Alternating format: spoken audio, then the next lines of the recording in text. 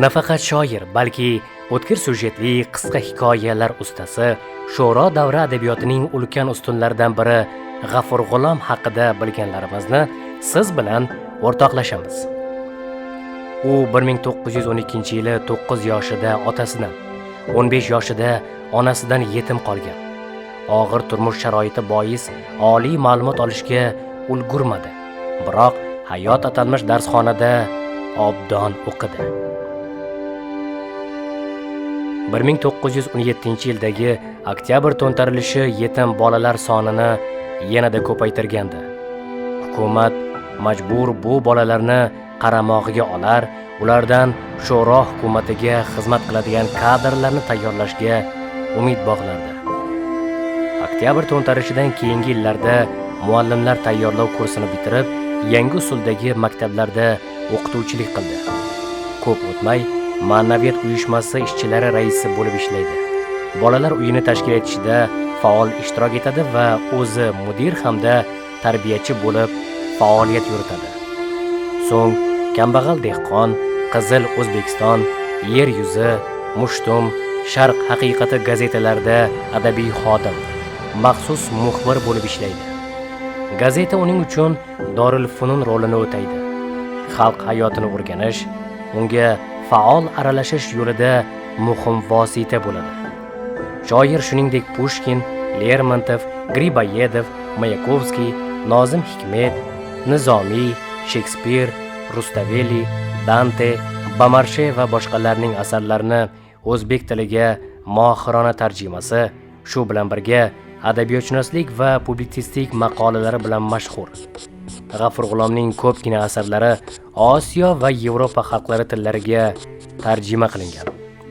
Shoir 1930-1935-yillarda salmoqli ijod qiladi. Biroq uning ayrim asarlari hozirgi davr talablari darajasida emasligi sezilib qoladi. Uning partiya, vatan, Lenin, oktyabr haqidagi she'rlarda ham zamonasozlik mayllari sezilib turadi. Shu tufayli shoir ijodi bugungi kunda biroz tanqidiy yondashishni taqozo etadi. Adib barhayot davridayoq shaxsga sig'inish ta'sirida yaratilgan ayrim asarlarni qayta ko'rib chiqqan. Ayrim misralarni yangidan yozib, she'rga tabiiylik va hayotiylik bag'ishlagan.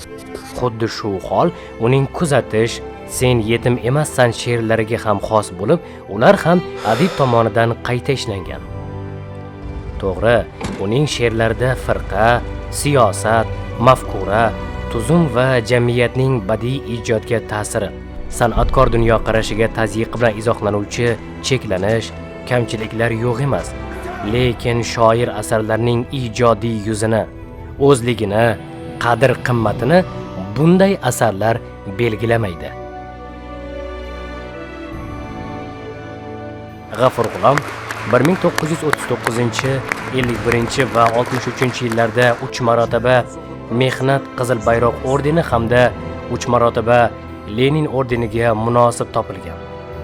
1943-yildan O'zbekiston Fanlar akademiyasi a'zosi. Sharqdan kelmoqdaman she'rlar to'plami uchun 1946-yili 2-darajali Stalin mukofoti bilan taqdirlangan.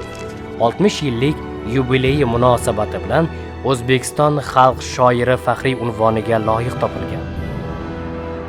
O'zbek she'riyatining otashin jarchisi, ulkan so'z san'atkori G'afur G'ulom 1966-yil 10-iyulda Toshkentda vafot etgan va Chig'atoy qabristonida dafn etilgan. Vafotidan so'ng buyuk xizmatlari uchun ordeni bilan taqdirlangan.